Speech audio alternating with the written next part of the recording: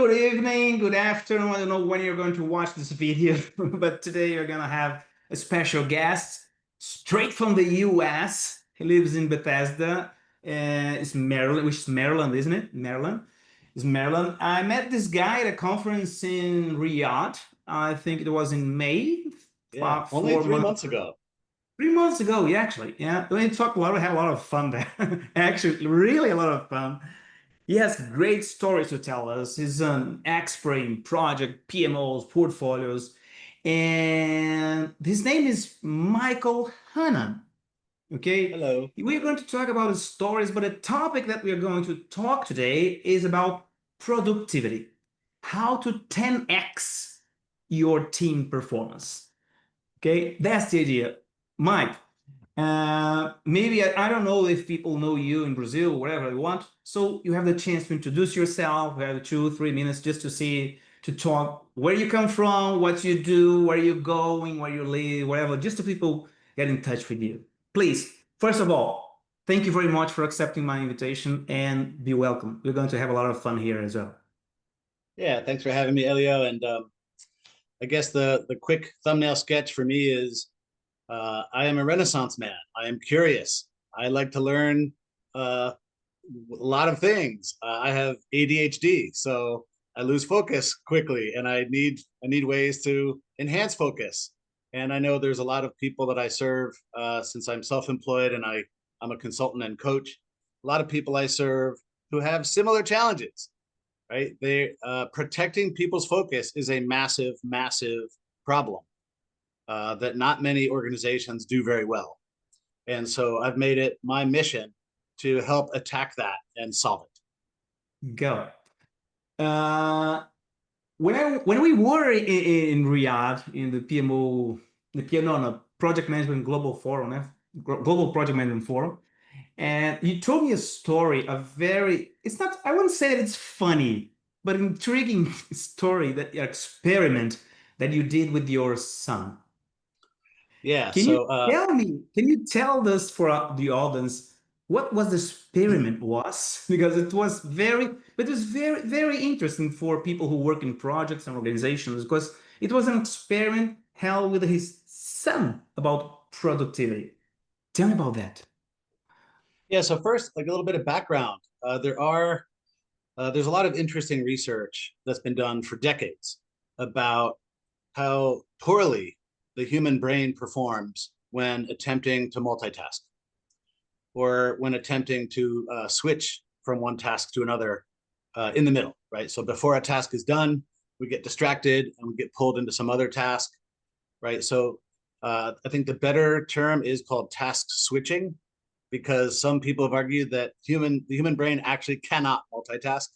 Um, Yeah, some people say, "Oh, we are multitask." I think this problem came when Microsoft will launch it. We are now multitask. I think that when or like Windows was multi-threading, stopped right? doing multitask, everybody decided to be multitask just like Windows does. But we are not. We are not.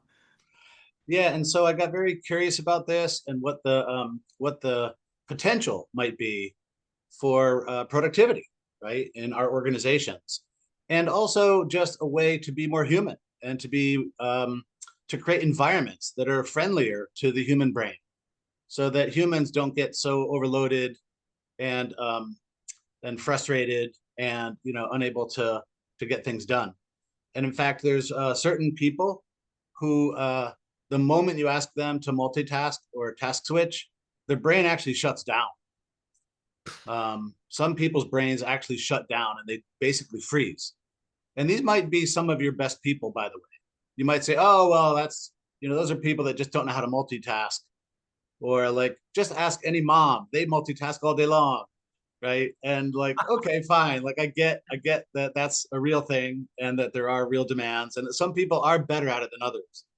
Or maybe I would say it this way: some people are less bad at it than others because everyone's bad at it. Okay, even when we But think is we're it, is it good, a sort is it a sort of burn down or something like that? But I think burn down is a little bit of, is different than this, isn't it? it is. But Yeah. burnout is Burnout, yeah. it can Burnout. definitely accelerate burnout for people. And there's interesting research coming out now showing that there is a link.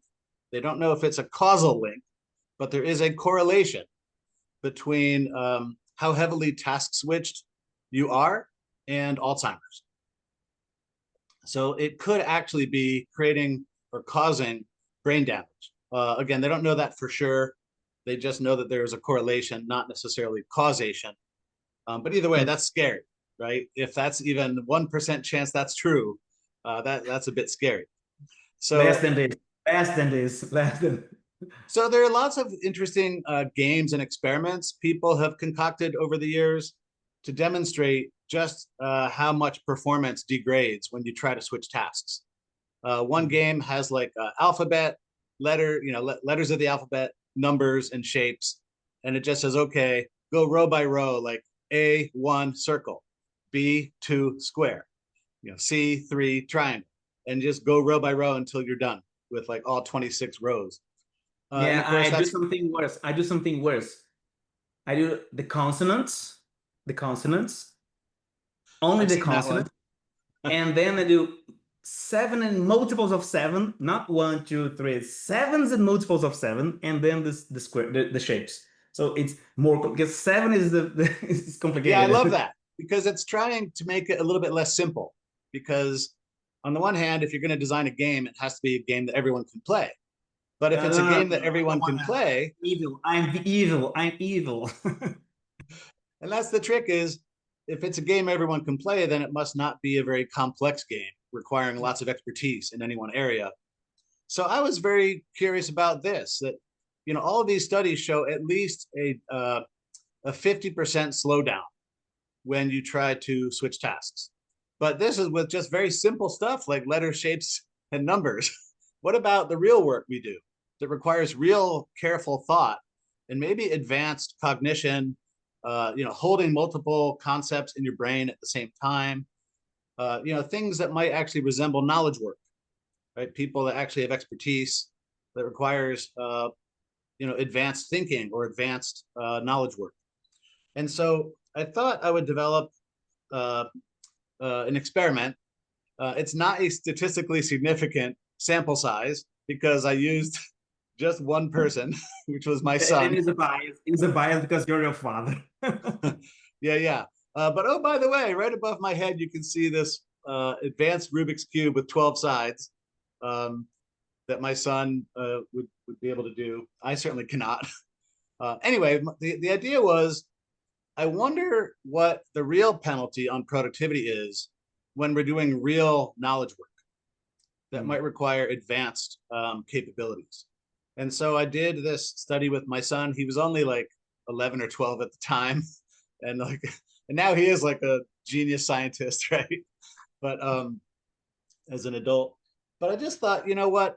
Let's actually design an experiment where we're not really switching tasks. We're just How old having is like, he now? How old is he now? he's 26. It's a long time. 15 years ago. Um, so let's actually make the game a little bit interesting, or the experiment a little more interesting.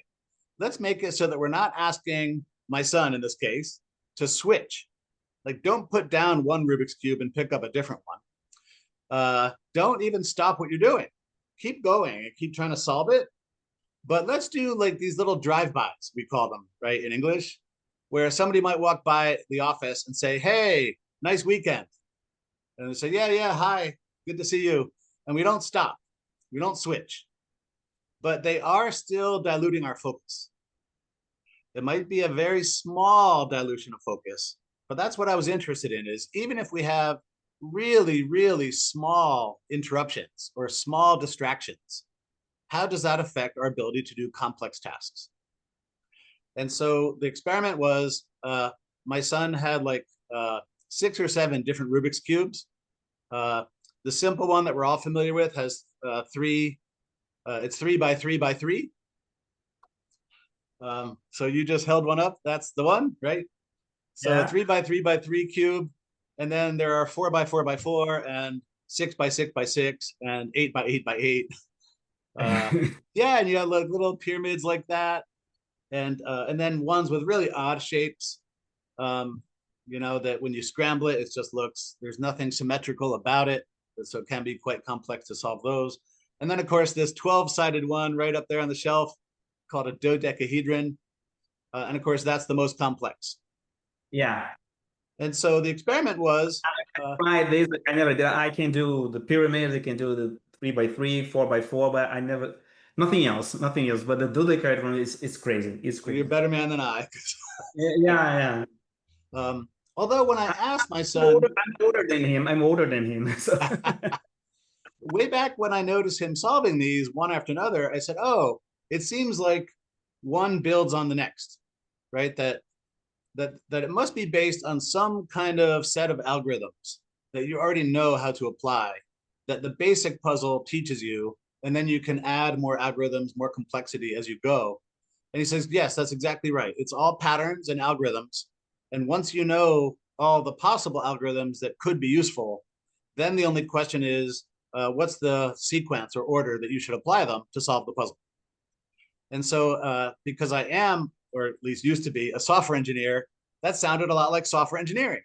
I said, oh, it's just more and more algorithms that get more and more complex, but it's really just knowing when to apply which one, right, to solve some big complex problem in software. And he said, yeah, that's right. I said, okay, so definitely, since I've done a lot of work with other software engineers and trying to help them become more productive, I said this could be very relevant, especially to software engineers. So let's do this experiment where I will let you, my son, choose whatever environment you want to go do these puzzles. You could go sit on a park bench in a beautiful sunny day. You could put on headphones and listen to classical music. You can lock yourself, in the basement. Whatever you want to do, but you set up your own environment that you think is conducive to good work. you want some pizza, just order that. Whatever. Yeah, let's order that in advance so we don't disrupt your flow in the middle of your puzzle You solving. didn't find a specific time limit for that or no? No, but we were going to time how long it took him to get it all done. And of Okay. course, the more complex puzzles took longer than the simplest ones. But I think if I didn't distract him at all and let him focus, I think even the dodecahedron puzzle took him only, I think, like 10 or 12 minutes, something like that. Wow. But then in round two, I would do everything exactly the same, except I would interrupt him just with a small, brief drive-by. So I would just make up things like, hey, have you seen your brother? And he might say, no, Dad, and he's still doing the puzzle. I say, hey, don't forget to do your homework later. Okay. Uh, hey, beautiful weather we're having, isn't it? See how evil you are. You see how evil you are. So just This, these little drive-bys. And for the simple this puzzle, despicable, despicable. you know, a lot of people can solve the 3 by 3, simple puzzle Yeah. in less than a minute. And so, I would have to interrupt him like every 5 or 10 seconds in order to have a few interruptions built in. And then on the harder puzzles, I would space them out longer because otherwise it's just really not fair. Right. So it might be like on the dodecahedron puzzle, I would interrupt him like every 2 minutes. Right. Again, with just some little drive-by distraction. And so can you guess? Well, you already know. I already told you the story. I'll ask this to those who are watching this. I encourage you to think for a moment and take your best guess for what the productivity degradation is from the drive-bys. So note, there is degradation. You might think you can swat away these distractors, these drive-bys with no issue at all. And Did you know indeed, the difference between time? yeah, like how much worse, how much slower with the Yeah, but how drive-bys. much slower? Did you write it down or no? So I took a guess that the simple puzzle would, just distracting him like, every 5 or 10 seconds, which he normally can get it done in around 40 seconds. And indeed, it took him twice as long, Twice as long. Wow. twice as long. And when I when I showed him that afterwards, by the way, he was quite surprised because he's like, well, I really can solve that puzzle almost in my sleep. It's quite simple for me. Um, I didn't feel like I was slowing down at all. I was still solving it. So I'm a little bit surprised that it took twice as long. It felt kind of the same to me. Like it felt a little longer, but not twice as long. And then the more complex the puzzle, the bigger the delay. Mm. right? So the 4x4 puzzle, it was 3 times long, and Wow. the 6x6 puzzle was 4 times longer. And then you start to get to the real complex ones, and it was like 8 times longer. And then the dodecahedron puzzle was the most interesting of all. Can you take it? Can you take it first? Pardon? The dodecahedron is upstairs, isn't it? The It's right dodecahedron. here on the shelf. Yeah, yeah, I showed you. That's the It's great. I tried it once. I couldn't do that. so so after about 3 hours, he said, "Dad, if you don't stop interrupting me, even with your little drive-bys, I quit." And so really the answer is infinity. He would have never solved it. And only when I stopped interrupting him did he finally solve it, but it was 12 times longer than when he was focused, right? So it was like a little over 2 hours compared to like 12 minutes. And so if you think about the power of that for a moment, even though it's just a sample size of one, I think it's an instructive one because I assert that our organizations can only move as fast as the people solving the most difficult problems. And so it's the people that solve the dodecahedron puzzles that set the pace for our organizations. And if we never allow them to focus fully, then uh, then we will be slowed down. Every organization, I argue, is slowed down by at least a factor of 12x. Wow. That you could go 12 times faster if you could just protect the focus of the people solving your biggest problems. Well, this is why Japanese people start finishing, stop starting. This is the essence of the Kanban method. So Yeah, and you know, again, I didn't even ask my son to stop. I didn't give him a separate task. Put down the dodecahedron puzzle and pick up some other puzzle. I did not do that. I just just some gave the tiniest little distractor, and it was enough to slow him down by infinity. And if you talk to the people in your organization that are solving the hardest problems, you will often find that they do work anywhere but at work. with They my, I have to do think, work at night when everyone's gone, or they do it at home when they have a quiet moment, or on a Saturday when they can get some quiet focus time. They find it more and more difficult to do work at work. Think about how yeah, crazy that sounds. yeah, but I imagine that because this is small interruptions. This is your case, this is your experiment. But in real life, if you were working there in company, in a software company, whatever you are, there are bigger interruptions and more important ones. Sometimes you have to go to a meeting. Sometimes people call you. Sometimes people ask you for helping. Something. It's not something just like, "What time is it? Where is your brother?" or something like this. It's something serious.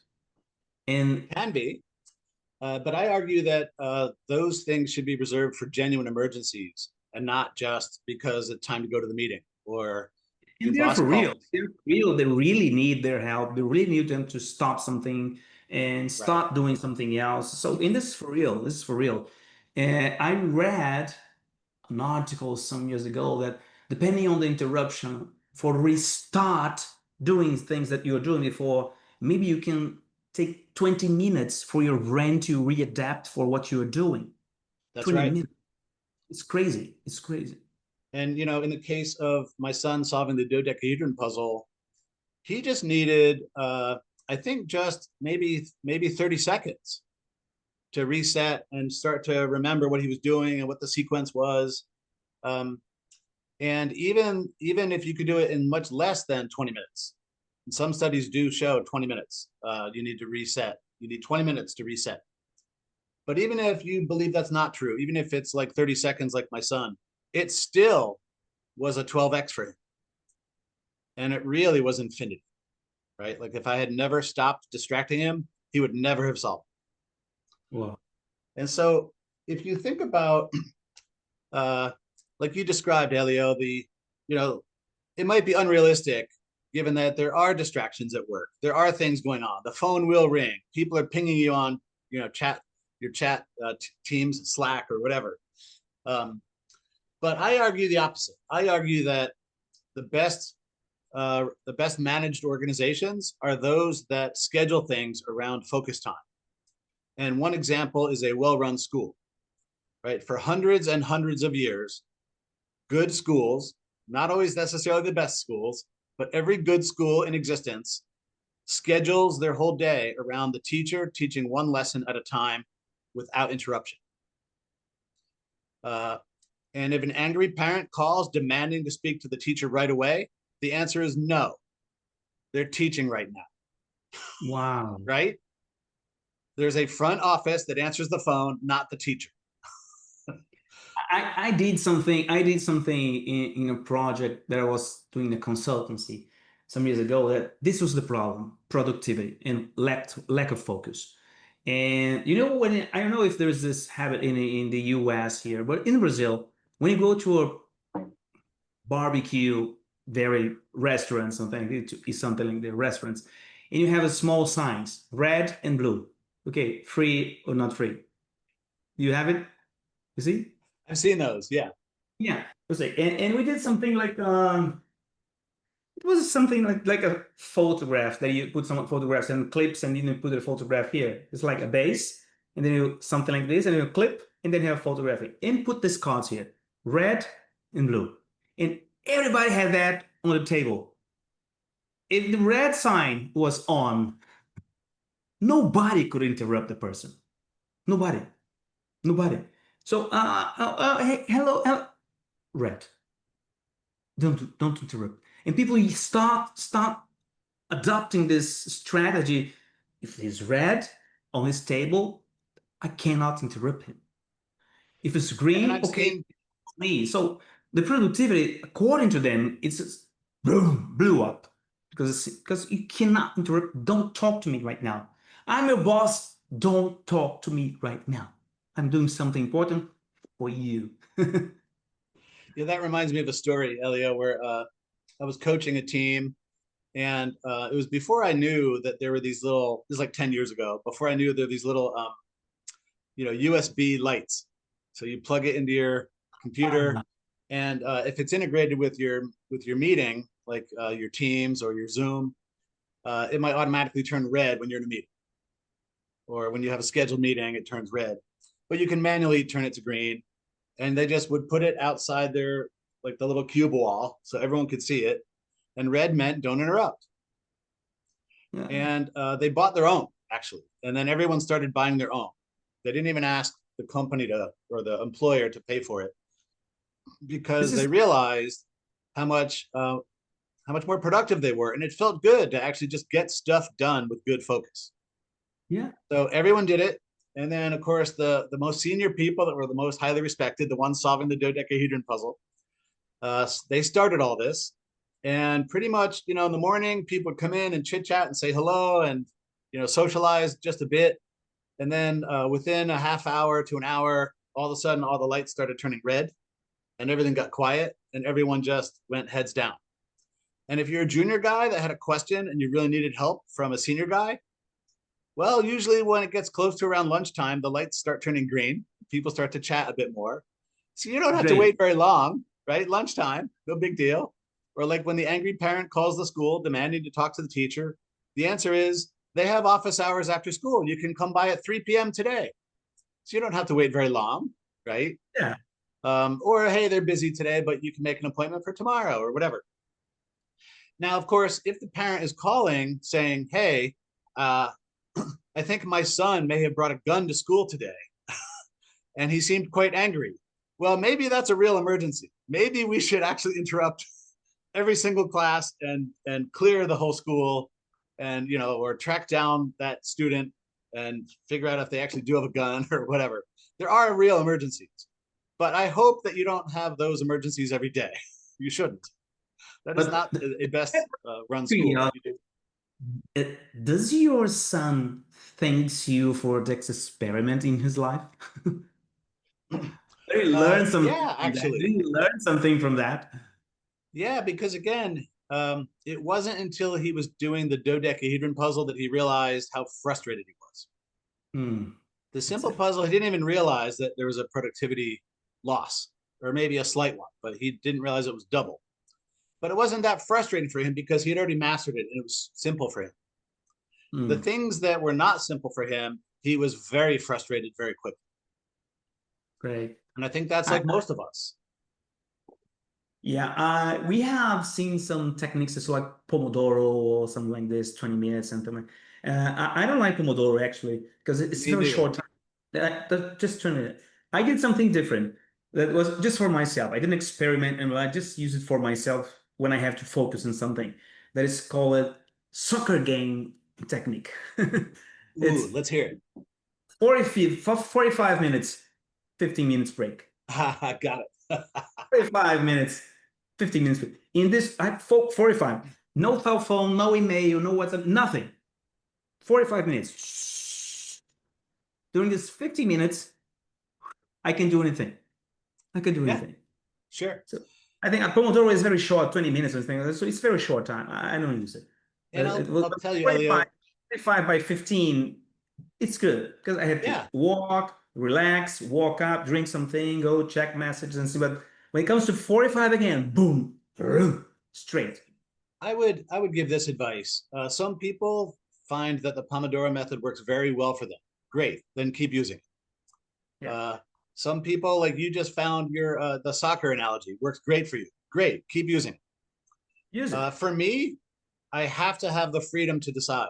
Sometimes I need very frequent breaks. I'm just distracted, or I'm having a bad day, or something.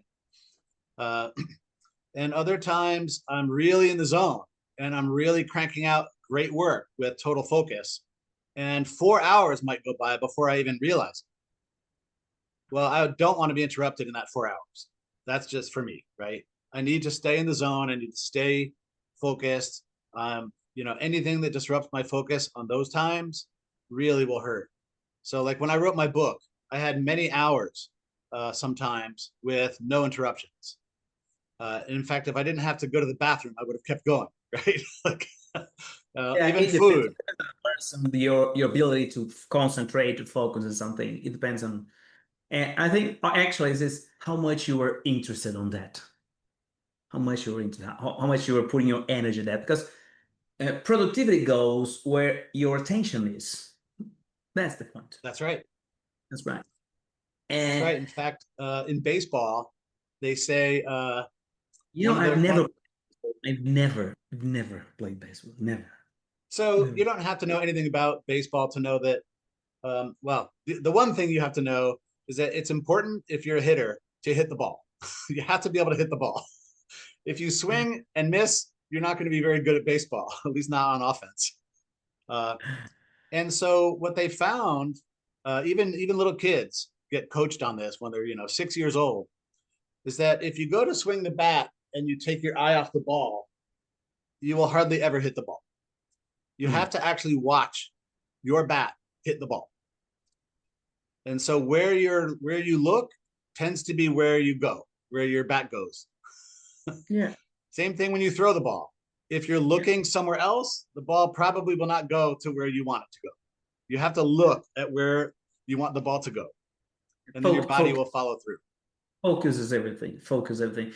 In the flex model, the model that's my well, one of them. Uh, the things that we value encourage a lot is to keep the focus. Focus is everything for teams, for you, for everything. This focus is a kind of uh, I would say it's a very important ability that someone has to focus on something, to deliver value, to deliver something. Otherwise, you're gonna be like disappearful. Productivity goes down and down. I also have a technique that I teach some students that is called the value. Let's go. Oof, oof. I forgot it. I forgot the name. Is this whatever? I'm Describe going it. to explain the step. I'm going to explain this. I'm going to explain the steps. The first step is what is the value that you need to deliver now? Period. Okay. Value discipline. I remember value discipline. That's it. Value discipline. What's the value that you want to deliver now? Whatever it is, doesn't matter. What's the value? What's the most important thing that you have to deliver now? And then I have to, the second step, what I'm going to do and what I'm not going to do. What are you doing now helps you reach or deliver this value? Yes, I'm going to do. If it doesn't, forget about it. Don't do it. There's a lot of things on my backlog. If these things that I'm doing right now does really helps to reach your goal, do it. If it doesn't, don't do it. Don't even think about it. And the Yeah, and you're third step, from the things that you have selected that you're gonna do, what I'm going to do first. When you finish the first, go to the second. right That's on. it. It's very simple, right? The Simple. concept is very simple, and the best teams make a very effective use of Kanban board or other visual signaling system to guide um, this focus, this single task focus, right? And I know there's more tasks waiting for me, and that's cool. So there's a demand for my knowledge, my capabilities. So I won't be fired, right? um, but one at a time. And sometimes I'll have a good day. Sometimes I'll have a bad day. I can't predict how long it's going to take me, even if it's a task I've done 100 times before. Um, there's variability in the world, and there's variability in the human, the human existence, right? The human condition. So just focus till you're done, and then get the next. The key is there are so many things that harm focus, that even if you give people that Kanban system, and even if you prioritize everything perfectly with your value discipline approach, there are distractors, which is why I love the example of a well-run school where they actually designed things to protect a teacher's focus, right? And protect the student's focus so that the main mission of the organization, learning, happens. So it's a schedule. It is a set of rules. It is a front office that picks up the phone for you, not the teacher, right? It's a whole system designed to protect the focus of the core mission. And I find that our organizations do not do this. Yeah, don't definitely they don't. Definitely they don't. And they should. This is why I call it the value discipline, because it's a discipline that you have to develop. It's a discipline. And Because it's not just a, in the long term, discipline always wins. and the discipline, you can't just put it on the individual. That's a cop out. You can't just say, stay focused, or how come you're not focused, and then you start issuing the penalties and the punishments, right? You have to do the opposite, right? You have to protect their focus. You have to set up a system designed to protect focus. You have to manage that system like it's the most important thing you have, because it is. Yeah. One story comes to mind where I had a team of really highly specialized expert laboratory process experts. And so they were trying to help this company, it was a consumer goods company, put in place a much better electronic system to do things like capture lab notes, and to be able to apply AI searches to find patterns across the whole company's set of labs all over the world, where a breakthrough, in some product line over there in some other part of the world might actually hold the key to a similar breakthrough somewhere else. And so they had these experts that they were lab experts, they were R&D experts, and they were also software and IT experts. And that mix of skills was quite rare. There were only like 6 people in the whole company out of over 100,000 employees that had that unique mix. And the progress on that project was very, very slow. And so I said, well, the key is you have to do more to protect the focus of those 6 people, right? They're the ones doing the dodecahedron puzzle. There's only 6 of them that know how to do it, right? But they have many of them. They have many. And we tried, even I, as the quote expert coach, I came up with a whole bunch of ideas to try, and nothing worked. They tried all sorts of things. They tried the Kanban approach, something that looks kind of like the value discipline, and nothing worked. And finally, I went to those 6 people, and I said, what would it take to protect your focus? What intervention might actually work? And this particular company makes a product that a lot of us have heard of in the U.S. anyway, called Mr. Clean. A lot of Clean. different products that are called Mr. Clean for to clean all sorts of things. Okay, Yeah. and Mr. Clean is this fictional character. He's bald like me, and he's big, muscular guy, unlike me, and he has like an earring or something, and it's just this iconic figure that everyone knows, especially people that work for this company. And so they said, we need a guy like Mr. Clean to stand there and block anyone that is going to try and take our attention. Ooh. And I said, okay, well, will it work for like your cell phone? And they said He has a they should, bat. He has a baseball bat on a hand like this. yeah, whatever it takes. And they were like, yeah, he'll hold my cell phone for me. I'll turn off all the chat, dings and bings and beeps and all that, and only Mr. Clean is allowed to turn them back on. Right? Wow. They actually found a human. They weren't necessarily big and muscular, but they were performing that function of it is my job to make sure your focus is never disturbed. Good. Not when you need it, not when you need to focus and you need to solve the dodecahedron puzzles. And it finally worked, right? Really? It finally worked. So Wow. that This, is one of the this is a many lot of times. pressure. It's a lot of pressure, isn't it? But you have to have some way to do it. And it might Yeah. look different. Like the little lights we described on top of people's cubes, that worked for that organization. It did not work for these other guys. But they found something that was meaningful to them, which was part of their own branding, one of their own products or product lines. And that worked. And so it's just one more reminder that even though I think I am an expert coach, I don't always have the answers. And that sometimes the team knows best. Just let the team experiment and figure it out. And they'll come up with something that will work. You know what I did once? I just got a rubber band like this. I put it in my wrist like this.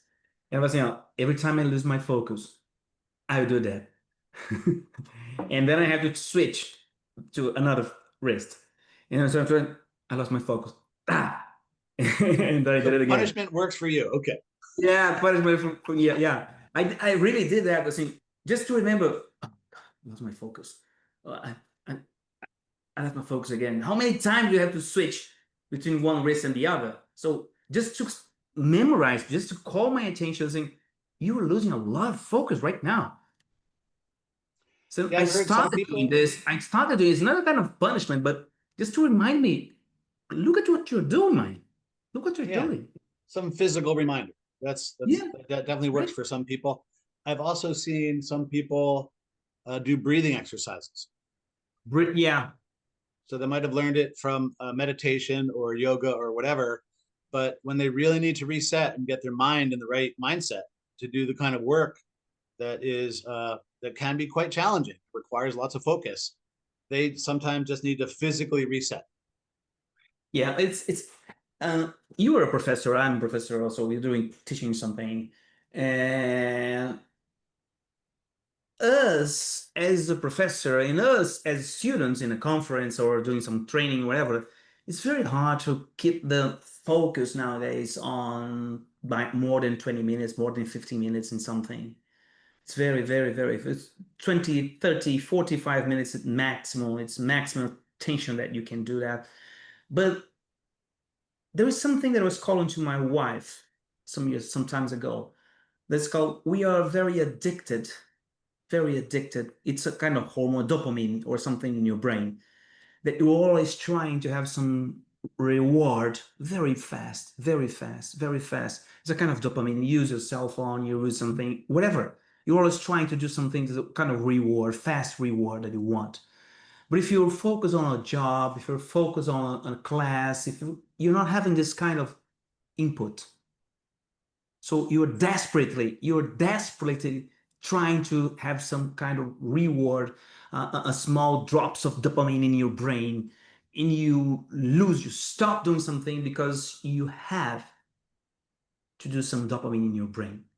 And then you check your phone, you check your messages, you check your email, you check something, you do something else because we are addicted to have some drops of dopamine from time to time. And for Yeah. me, this time period is getting shorter and shorter and shorter and shorter. And the capacity to concentrate in doing something is each time smaller. And there's so much interesting research done on this, Elio. Like some people say that if you're going to be an effective presenter, like or, not a presenter, a teacher, like if you're doing a all day workshop, Yeah, right? You need to do something every 15 minutes or less or less. to get people engaged. That's it. And the spirit of that I love, because of course we want strong engagement. But sometimes you need to engage people in some deep thinking, and you need to engage them in ways that where they have to challenge some long-held assumptions. And that, in my mind, that's a different type of engagement. That's not entertaining or like a little game or doing a little song and dance or telling a silly joke or what, these other techniques that I've heard of. I think a good facilitator knows how to train you to stop craving that dopamine hit and to start actually solving some real problems, right? Because dopamine addiction is real, and they've proved it's got very negative impacts on our ability to function in a collaborative group. Yeah. Right, the dopamine hit is very individualistic. The classic example is paying salespeople only on commission. Then they're after the dopamine hit from the commission, and they'll do whatever it takes to get that commission, not just because they want money and that's how they're paid, but it's actually the dopamine hit they're addicted to. And they start to do things that are against the interests of their organization, against the interests of their fellow team members, Yeah, because they just want the dopamine hit. it happens with everyone. Athletes, whatever, professors, professionals, whatever. Everybody needs a kind of dopamine just to, oh, I want it. Just I want it. I want it. It's And just there's when you do other to eat chocolate or something, because a lot of dopamine coming in your head. Yes, yeah, it's a small reward. Sometimes you're anxious, you eat some chocolates. Oh, now I'm got it's real. It's real. It's real. and there's ways to fight it, because the brain also releases chemicals that are quite good for focus, for human performance, and for team collaboration. So the Where best one there is oxytocin. And oxytocin. so, for example, sometimes just by doing somebody a favor, especially if it's like a favor to a stranger, where you expect nothing in return, it feels good for you, and it feels good because your brain releases oxytocin. It feels Mm, good for the person on the receiving end of that favor, because they know you're a total stranger. You're not expecting anything in return. It's not a transaction. yeah. It's just humans being kind to each other. And the giver and the receiver of the kindness both get oxytocin. And if you do it like in a group setting where we're all helping each other, then there's oxytocin times 10 all over the place. And the more we do things to promote oxytocin release, the less addicted we are to dopamine. The less. Wow. Less. So we can fight this dopamine thing. Yeah. So if you do something and you don't expect something in reward, you're addicting your brain not to have this kind of dopamine addiction. So this is the problem. Well, And this is a mindset that must be developed in teams. This is a mindset. yeah, and I say it's the responsibility of you as a leader, even if you're a junior leader and you're only leading a very small team, or you're the top executive and you're running a very large organization. It is your job, I would argue it's your primary job, to encourage ways both to protect focus as a system and to trigger the release of oxytocin and not dopamine. And so sales commissions are ways to addict people on dopamine, and salespeople often will act against the interests of the organization, not because they're bad people, but because we've set up a system that rewards the dopamine. Mm. And that's a very it induces more selfish behaviors and thinking, Yeah, it's even for very very good, kind people.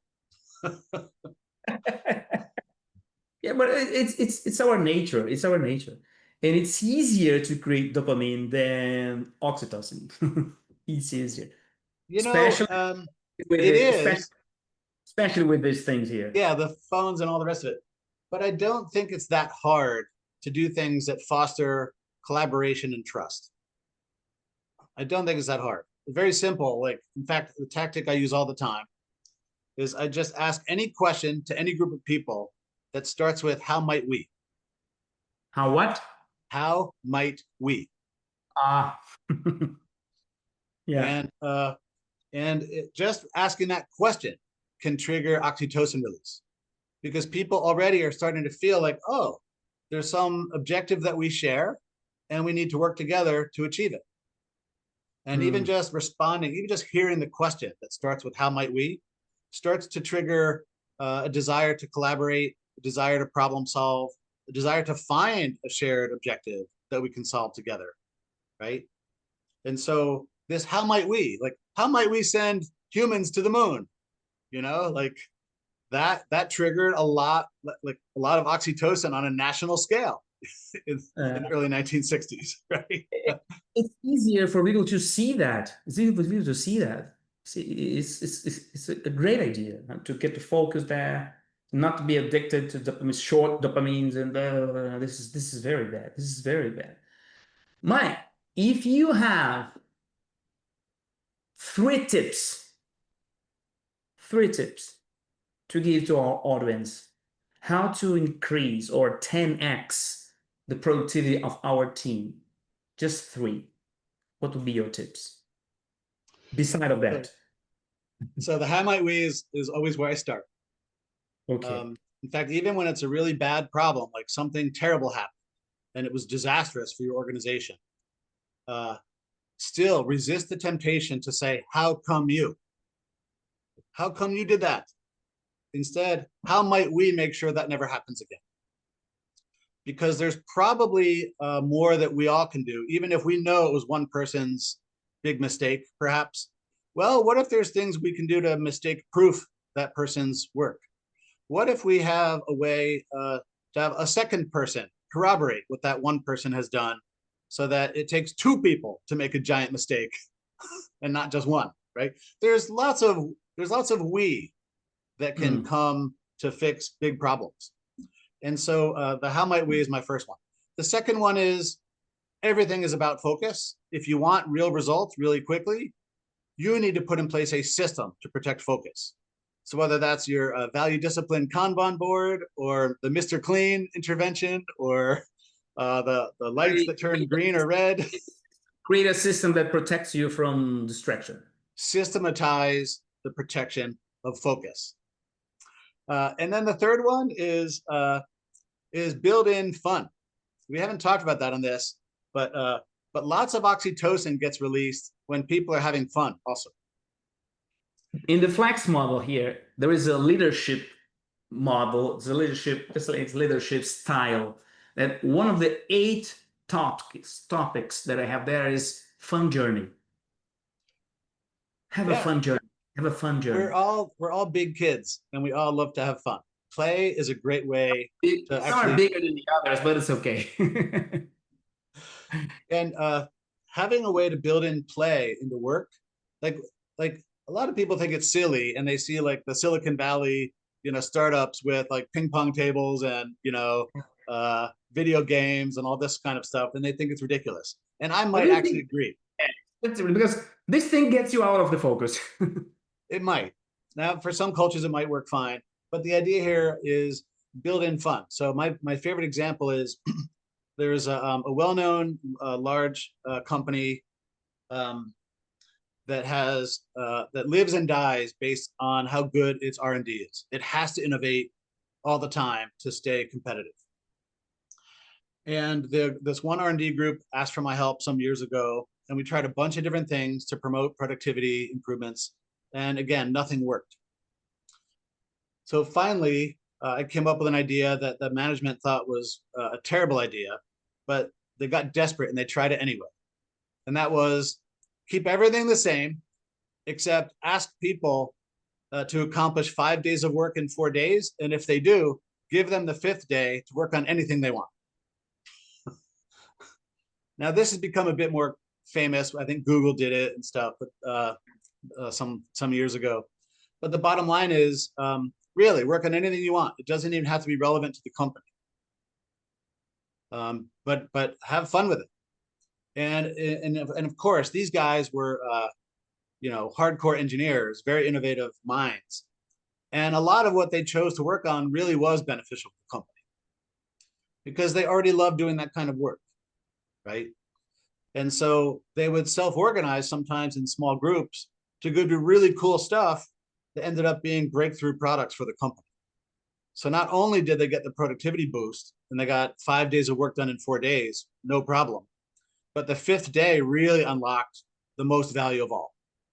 It wasn't just productivity, it was breakthrough stuff.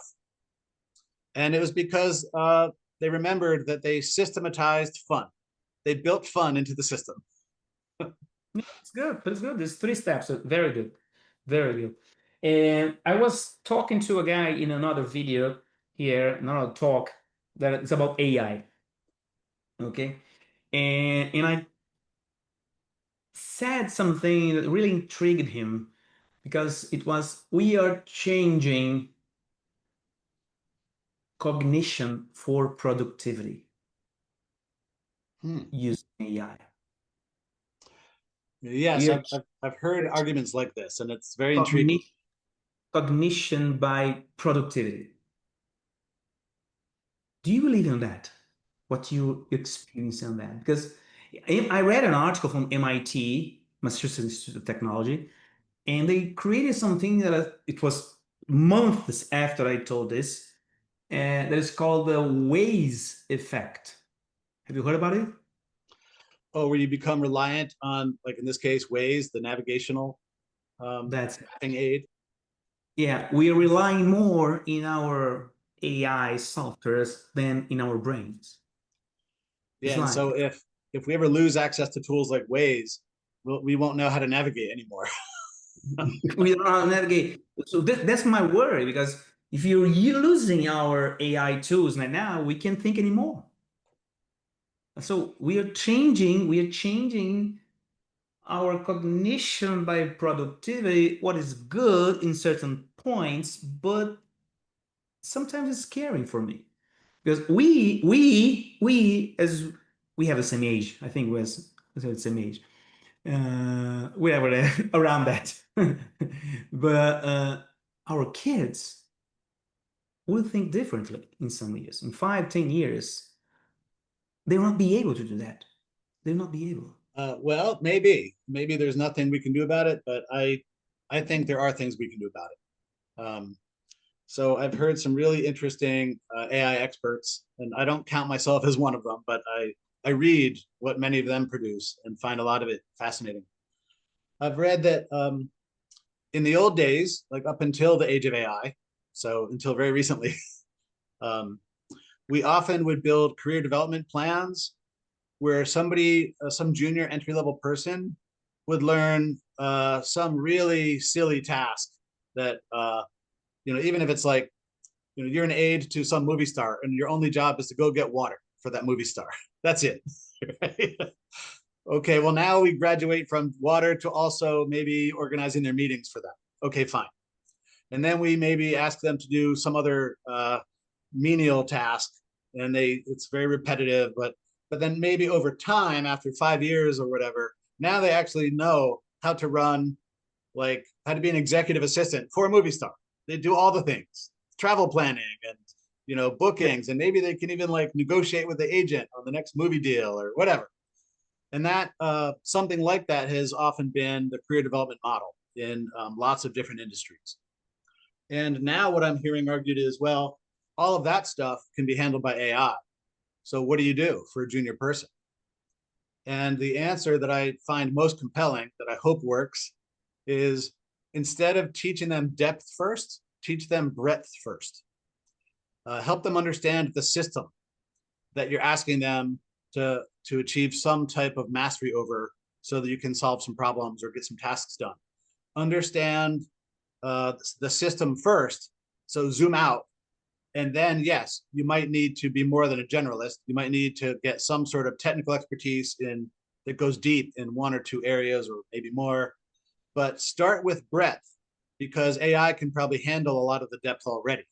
And then maybe we can apply our human brain to going deep in areas that AI has yet to master. Yeah, and I'm also very sure that maybe they'll not be able to have our cognition on the way we learned to develop this, but they'll develop some skills that we don't have. They'll have to, right? They'll have to. And maybe our cognition process won't be necessary more. And they are going to develop some skills that they will need, and we didn't know that. So it's like my grandfather once developed a small car made of wood for me. I don't know how to do it, but he did. I don't know how to, I will not be able to do this, but he did. But I can do something that he couldn't. I do something. I can develop software that he couldn't. In my case, I'm going to develop something or to do something that I can't do now. And then they look at me, oh, my father developed softwares writing codes. What? See, so they Yeah, will and develop some skills that we don't, and we are going to complain. Don't you know how to write a thesis by yourself? Read articles by yourself? You have to do something, everything using AI? Well, why not? So we don't need it. and we've already been doing this for decades. Where, like for example, there are still shoe cobblers in the world, but most shoes are made in a factory. So it required somebody like a shoe cobbler who knew how shoes should be made to design the factory, right? Or like cars, like for 100 years ago, or a little more than 100 years ago, people said you'll never have a car factory. It requires too much expert craftsmanship.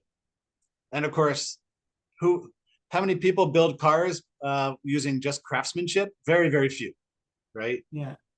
But do we know how to orchestrate a factory of robots to go produce cars? Some people do, right? So they understand the system and they have enough expertise in what the robots can do to basically make the robots work for us. And I and hope I hope that pattern sticks for AI. no, I hope I'm retired on that time. Yeah, me too. Hope I'm retired on that time. But we never know. We never know what's going to happen in 5 years. Everybody say, "Oh, in 5 years, this is going to be the future." Pfft, bullshit. You never know. We know. We don't know. We don't know what's going on. Yeah. Nobody We knows. know patterns and we can extrapolate based on patterns, but we can't really predict. Hmm. I don't know. Mike, we're coming to our end. It was great to talk to you. Yeah, it's fast. 1 hour, it's very fast, very short time, but it's still usually it's the limit that we have here. Thank you very much for accepting our invitation again. I hope you have liked this talk, okay? And I'm going to put here in the card all the contacts that Mike can give you, website, LinkedIn, whatever. Give me just some information. You're going to find him checking the cards down here. And if you didn't see the other videos on the channel, look at that. There are a lot of information there. If you didn't download the Flex Model Guide, go to the website, download this for free. And if you really like this, give it a thumbs up. Mike, 30 seconds to give your farewell. I just give you a hearty thanks, Elio. Obrigado. Muito obrigado. Obrigado, muito obrigado. Yeah, you know that. I brought something from Riyadh. You remember that? The duck. The duck, yeah. It's here in my back. It's here. One of Yeah, we them. all left with ducks, but that's a whole nother story. Maybe you'll put something in the comments so people know what the ducks are all about. Yeah, all about. Okay. Thank you, Mike. Thank you very much. I hope you have liked this. See you in the next video. Take care.